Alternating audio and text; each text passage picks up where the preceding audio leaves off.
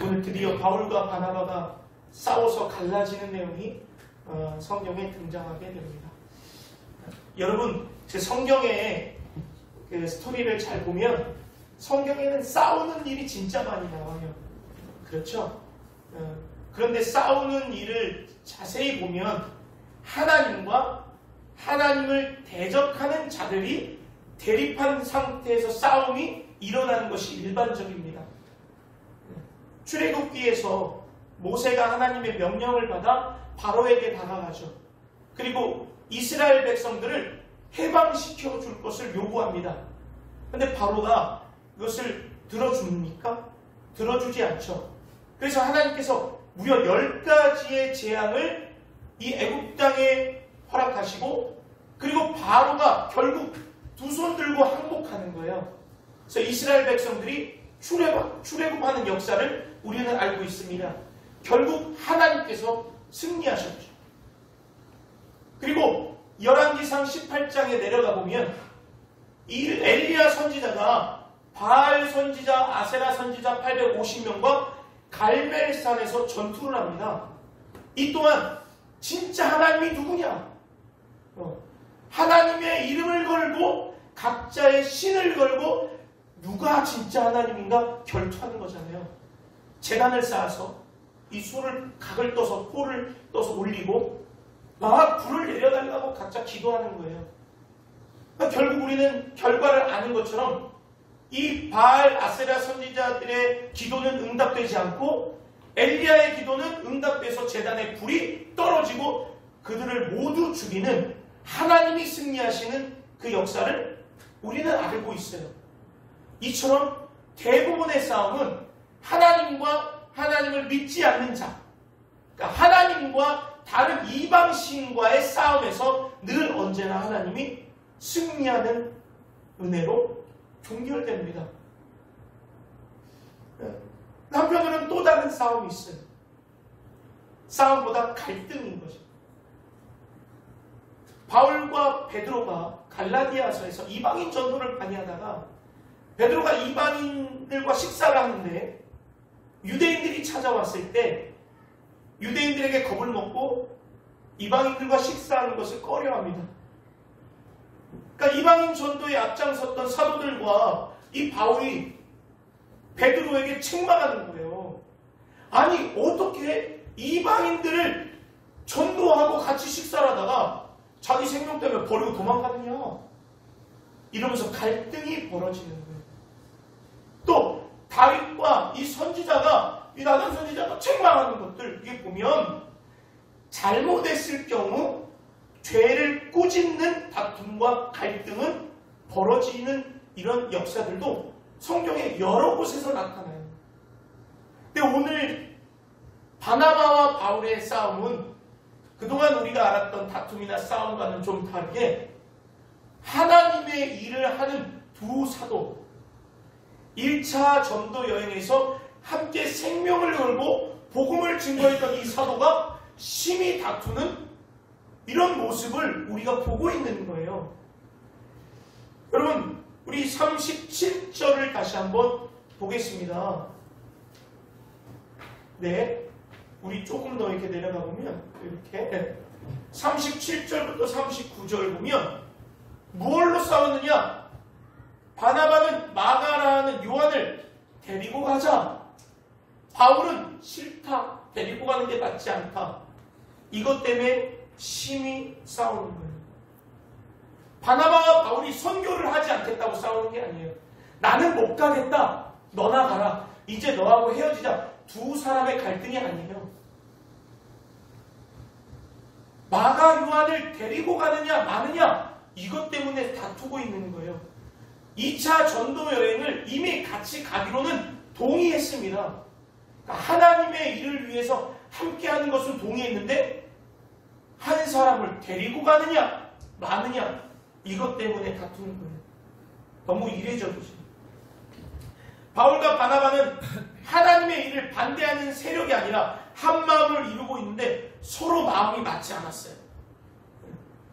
여러분, 오늘 이 말씀을 통해서 우리가 좀 교훈을 얻고 이 상황 가운데서 벌어진 하나님의 큰 뜻을 좀 발견하기를 원합니다. 그래서 우리의 삶 속에서도 이런 일들이 벌어져요. 여러 교회에서도 하나님의 일을 두고 다툼이 일어납니다. 우리 가정에서도 서로 부부가 하나님을 안 믿는 거 아니거든요. 서로 믿는 부부 가운데서도 갈등이 벌어져요. 교회 공동체에서도 벌어져요. 이를 통해서 우리가 무엇을 얻고 하나님의 어떤 일을 하시는지 그 은혜를 좀 나누기를 바랍니다. 갈등의 배경을 조금만 더 깊이 좀 설명해 볼게요. 사도행전 13장 13절에 보니까요. 마가라는 요한이 이들과 1차 전도 여행을 했다가 도망가는 내용이 이렇게 나와요. 바울 및 동행하는 사람들이 바보에서 배 타고 밤빌리아의 버가에 이르니 요한은 나갑니다. 그들에게서 떠나 예루살렘으로 돌아갔다. 마가 요한은 바나바의 조카입니다. 바나바의 조카예요.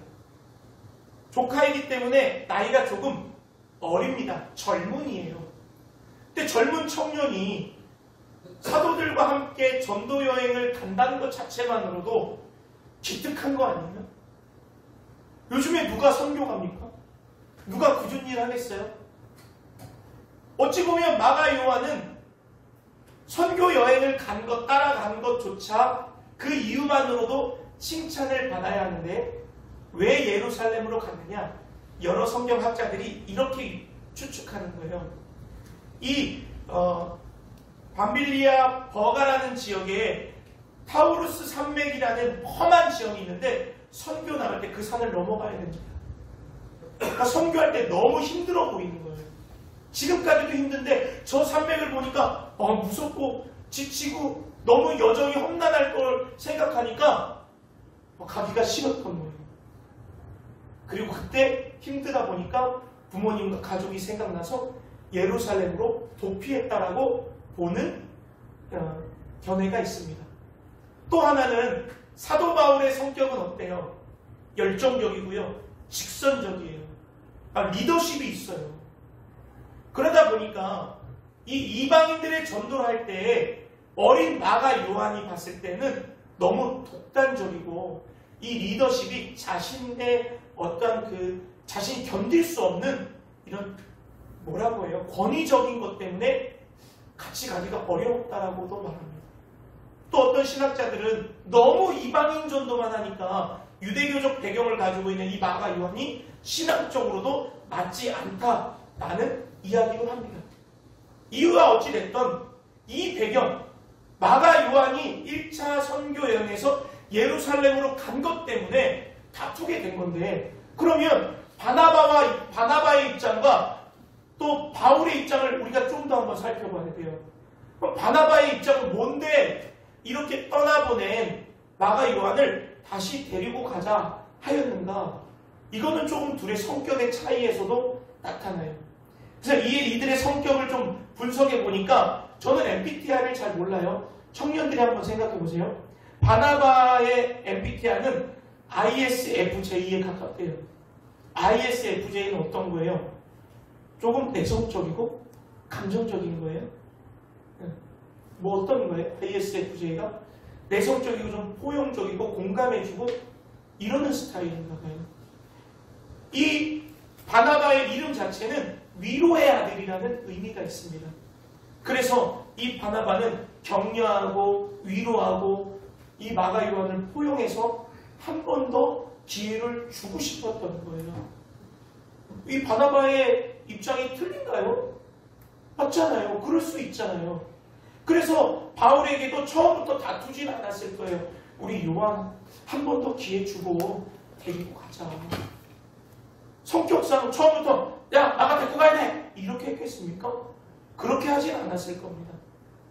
좋게 이야기했지만 용서하고 다시 사역에 참여의 기회를 주고자 했지만 그게 잘 안 됐을 거예요. 왜냐하면 바울의 성격 때문에. 바울의 성격은 어때요? 직선적이고요.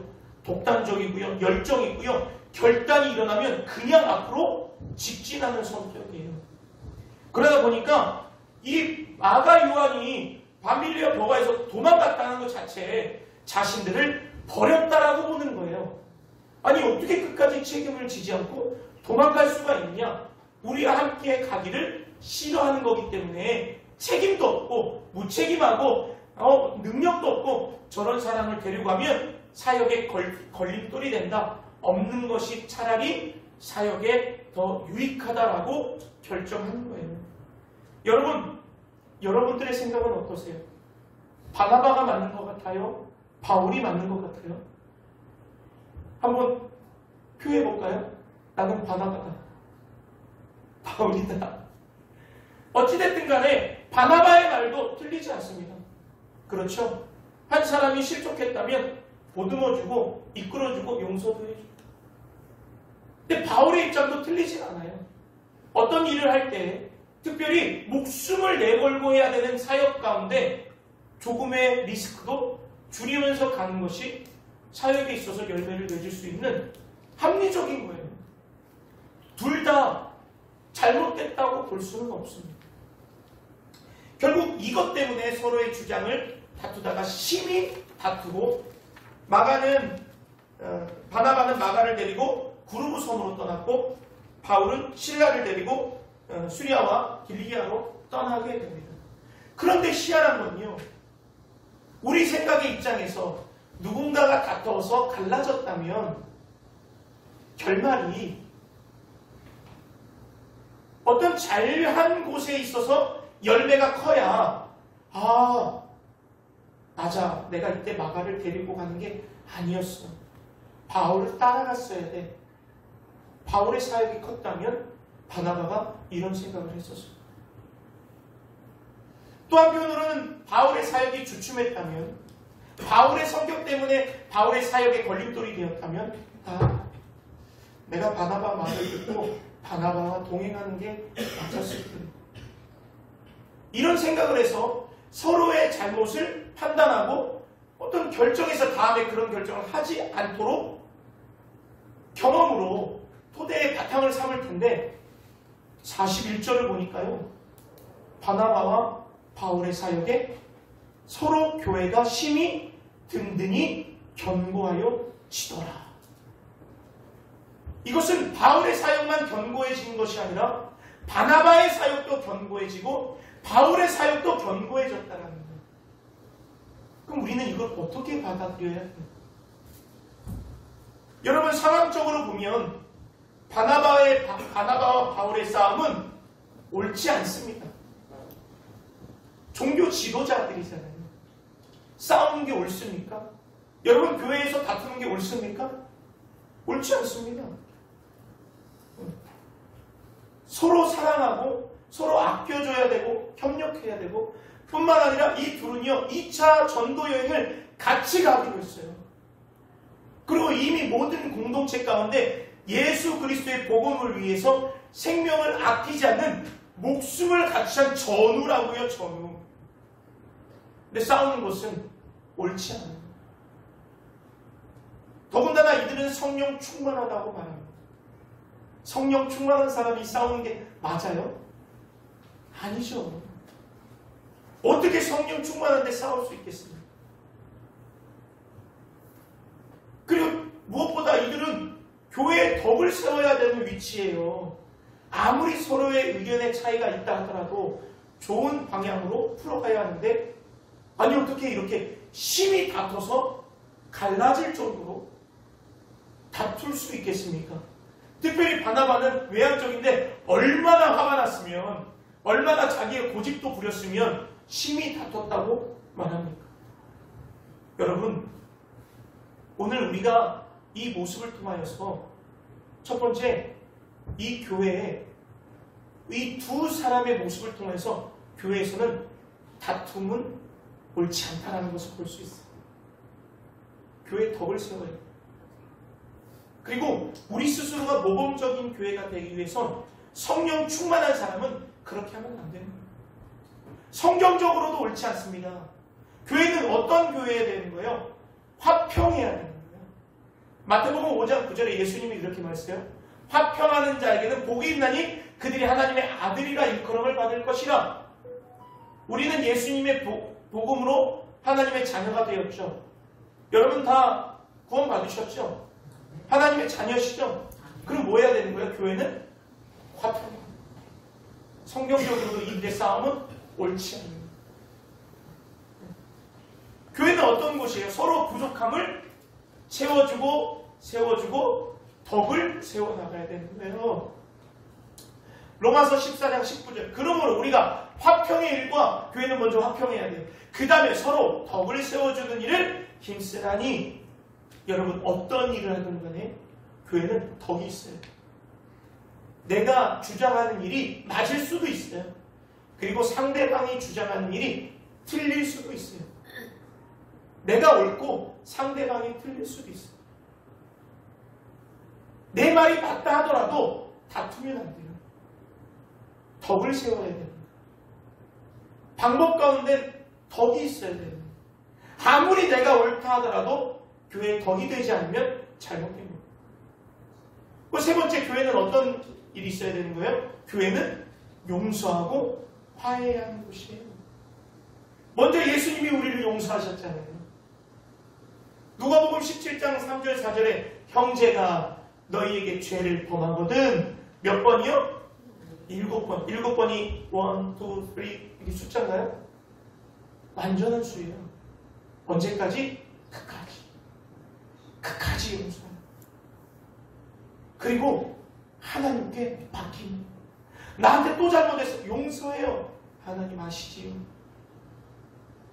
제가 함께 교제하고 있는 산성침례교회 박영규 목사님 설교를 제가 들었는데 예화 중에 이런 예화가 있어요. 어떤 권사님은요, 교회도 학교도 잘 안 다니고 어릴 때 학교도 안 다녔어요. 교육을 못 받았습니다. 그리고 기도를 유창하게 기도하지 않는 거예요. 근데 와서 이렇게 기도하는데 아시지요, 하나님 아시지요. 그것만 계속 기도한다는 거예요. 그리고 찬양할 때 아시지요, 아시지요 이렇게만 안 돼요. 어찌 보면 하나님한테 일러 바치는 기도 같아요. 하나님 내 속 아시지요? 누구한테도 말할 수 없는 내 속을 아시지요? 이렇게 기도하는데 신기한 건 그 권사님의 기도가 다 되어지는 거예요. 여러분 7번 용서할 수 없더라도 나는 하나님 말씀 붙잡고 용서하고 하나님께 그냥 기도하는 거예요. 이게 교회의 모습, 예수 그리스도를 영접한 성도의 모습이 되어야 되는 거 아니겠어요? 그러니까 이 바나바와 바울의 다툼은 성경적으로 맞지 않는 거예요. 마지막으로 교회는 사랑해야 하는 것입니다. 고린도전서 사랑장의 13장에 사랑은 뭐예요? 오래 참고 끝까지 참는 거예요. 언제까지요? 끝까지. 온유하고 내 성격대로 다 나가는 것이 아니라 온유하고 겸손하게 품어줘야 하는 것이 바로 교회입니다. 여러분 우리 교회가 이러한 교회가 되기를 원합니다. 아무리 바나바와 바울이 성령 충만하고 주의 일을 하고 하나님께 쓰임받는다 하더라도 교회가 갈라지고 다툼이 일어나고 갈등이 있고 덕을 세우지 못하면 교회의 모습으로 온전할 수 없는 거예요. 그러나 우리가 오늘 이 말씀을 통하여서 은혜를 받고 또 우리가 한 번 더 위로를 받을 수 있는 부분이 또 있습니다. 우리가 해야 할 것은 해야 할 것인데 우리가 위로를 받을 부분은 바로 바나바와 바울은 성령 충만하고 하나님께 크게 쓰임받았던 사람들이라는 거예요. 다시 말해서 이들이 하나님께 크게 쓰임받고 성령 충만하고 하나님의 기적을 일으키고 하나님 앞에 온 인류를 복음으로 이방 선교를 했던 이들도 인간이라는 거예요. 이들도 인간이라는 거예요. 아무리 하나님께 크게 쓰임받다 하더라도 이들도 사람이라는 거예요. 허점이 있다는 것을 우리가 볼 수 있는 거예요. 여러분 인간적인 연약함은요 모두에게 존재합니다. 첫 번째는 인간은 모두 죄성을 가지고 있잖아요. 바울과 바나바가 왜 싸웠겠어요? 죄성 있게 싸우는 거예요. 아무리 성령 충만하고요. 아무리 교회를 열심히 하고요, 아무리 목사고요, 장로고요, 권사고요, 집사고요 할 것 없이 우리에겐 죄성이 있기 때문에 연약함이 드러나게 되어 있습니다. 왜 이들로 싸우는 거 보세요. 아니 온유하다는 사람이, 아니 하나님을 믿고 열정이 있는 사람이, 복음을 위해서 목숨도 바친다는 사람이 아니 그까짓 거 받아봐 그 이야기를 못 들어줍니까? 죄성 때문에 내 생각이 옳다, 나를 드러내고자 하는 그런 죄성이 이들에게 있었습니다. 그리고 이들이 가지고 있는 건 육체적으로 또 정신적으로 한계가 있었다는 걸 보여주는 거예요. 바울이 왜 안 데려가려고 했을까요? 마가를 데려가기가 사실 좀 부담되진 않았을까요? 아니 이들도 목숨을 걸고 선교할 때 힘들었겠죠. 이 앞에 엄청난 높은 산을 갈 때 옆에서 징징대봐요. 얼마나 힘들겠어요. 그리고 그 사역에 있어서 걸림돌과 장애가 되지 않겠어요? 바나바는요, 끝까지 이거를 포용해주지 못하고 다퉈서 갈라지잖아요. 영적인 연약함이 있다는 것을 발견할 수 있는 겁니다. 그래서 결국 어떻게 됐어요? 갈라지기로 결정하고 깨져버리잖아요. 이들의 선택은 어찌 보면 잘못된 선택이에요. 실수한 거예요. 하나님의 1차적인 계획이 함께 1차 선교를 끝나고 2차 선교를 같이 가려고 하는 계획 가운데 있었을 수도 있어요. 이들의 부족함과 연약함 때문에 갈라졌단 말이에요. 여러분, 우리의 인생은 어떻습니까? 많은 사람들에게도 우리의 육체적 연약함, 육체적 한계가 모두 존재합니다. 특별히 각자의 삶 속에서 불안하죠. 내일을 모르잖아요.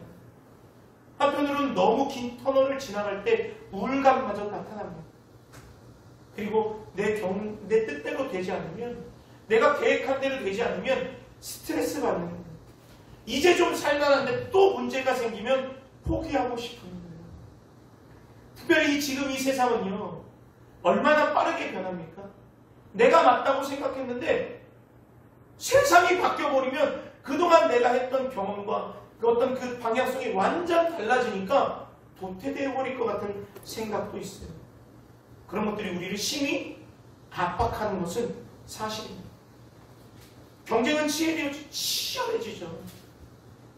그리고 각자 다른 삶 속에서 살았던 우리가 만나서 협력을 이룬다는 것은 도덕과 윤리가 사라진 이 땅 가운데 더 어려운 일을 만들어갑니다. 여러분, 우리의 연약함을 이런 여러 가지 상황 가운데 종합해보면 인정할 수밖에 없어요. 바나바와 바울처럼. 우리가 연약하기 때문에 어찌 보면 부부 관계에서 갈등은 당연한 것일지도 모릅니다. 어찌 보면 우리 교회 내에서 벌어지는 일들이 다툼이 없이 이렇게 은혜로 충만하고 기쁘고 만나면 반갑고 기적일지도 몰라요. 내 삶 속에서 내적 갈등이 일어나는 것, 어찌 보면 평생 안고 가야 되는 일인지도 모릅니다. 여러분, 우리의 인생을, 우리의 연약함을 인정할 수밖에 없는 거예요. 바나바와 바울, 연약한 모습을 하나님은 어떻게 보셨을까요? 여러분, 바나바의 손을 들어주셨을까요? 바울의 손을 들어주셨을까요? 하나님은 성령 충만하다는 이 두 사람이 싸운 것을 하늘에서 보셨을 것 아니에요. 누구의 손을 들어주셨을까요?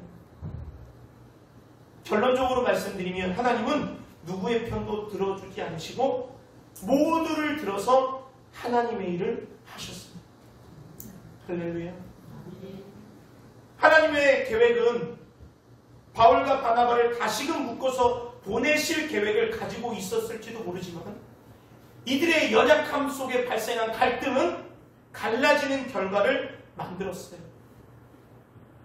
그러나 하나님은 바나바와 마가를 통해서도 선교를 확장하셨고 바울과 신라를 통해서도 이방 선교에 크게 쓰셨어요.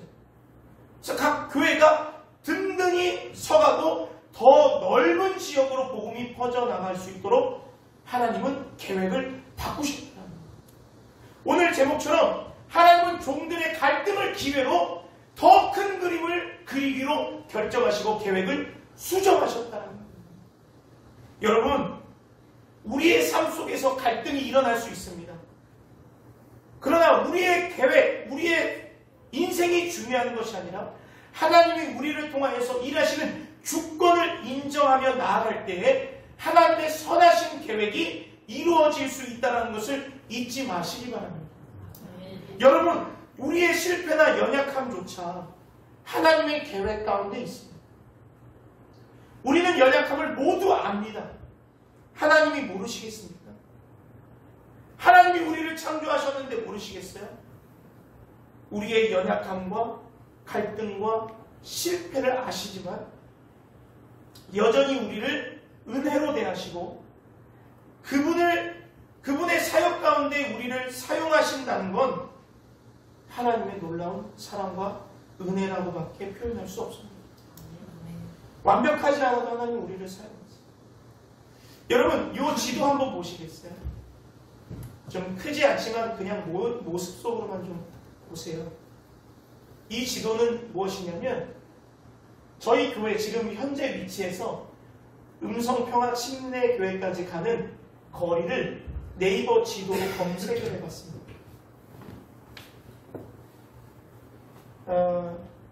거리로 가보니까요, 이렇게 가게 돼요. 38분이라는 거리가 걸립니다. 돈을 안 내고 무료로 갈 수 있는 길을 택해보니까요, 아까는 이렇게 갔는데 이렇게 돌아서 내려왔다가 올라가요. 세 번째, 큰 길로 우선으로 가보니까요, 이렇게 갔다가 이리로 안 가고 쭉 갔다가 돌아가네요. 근데 요즘엔 지도가 좋잖아요. 실시간으로 가장 빠른 곳으로 찾아보니까 이렇게 갔다가 이렇게 가는 거예요. 여러분, 이 지도를 보고 어떤 생각을 할지. 하나님은 우리의 계획이 여기서 출발해서 목적지까지 갈 것을 이미 계획하고 계십니다. 그러나 우리의 생각이 하나님의 계획을 막아서 다른 길로 갈지라도 하나님은 결국 목적지까지 인도하십니다. 우리의 때로는 연약함과 실수 때문에 일로 가는 길이 막혀서 지나갈 수 없으면 하나님은 그 길을 다른 곳으로 바꿔서 돌아가게 하지만 반드시 하나님은 계획을 완성시키신다. 끊어지고 막힐지라도 또 내가 힘들어서 주저앉을지라도 하나님은 반드시 새로운 길로 우리를 이끄셔서 하나님의 계획을 이루신다는 겁니다. 여러분, 어떤 거 결정하실 때 이것이 맞나 틀린가 고민하시죠? 고민하지 말고 그냥 하세요. 그냥 하시라고. 하다 보면 하나님의 뜻이 아니었어도 하나님은 그곳을 통하여서 계획을 이루시는 분이신 줄 믿습니다. 중만교회가 이곳에 세워지지 않았더라도 하나님은 다른 사람을 세워서 이 아이들에게 복음을 전할 수 있도록 하셨을 거예요. 우리는 연약한 존재라는 걸 인정하시고 우리의 결정이 맞다라고 어떻게 볼 수 있겠습니까? 확신하십니까? 우리는 연약한데 우리의 선택이나 결정을 신뢰하지 마시고 우리의 갈등 가운데 네가 맞네 내가 맞네 이것이 아니라 우리의 삶 가운데 드러나는 모습이 혹 하나님의 뜻이 아니더라도 하나님은 우리를 사용하셔서 하나님의 일을 하신다는 것을 기억하시길 바랍니다. 사랑하는 여러분, 우리의 연약함을 인정하십시오. 그리고 사람들 의지하지 마세요. 바울이 바나바 의지 안 했겠어요? 바울은 바나바 의지 안 했겠어요? 결국 달라질 수 있어요. 우리의 삶 속에서 오직 주님만 바라보고 주님의 길을 따라가 주님의 손 붙잡고 주님께 위로받고 주님이 원하시는 그 삶을 살아가는 저와 여러분들이 되시기를 주님의 이름으로 축원합니다. 아멘.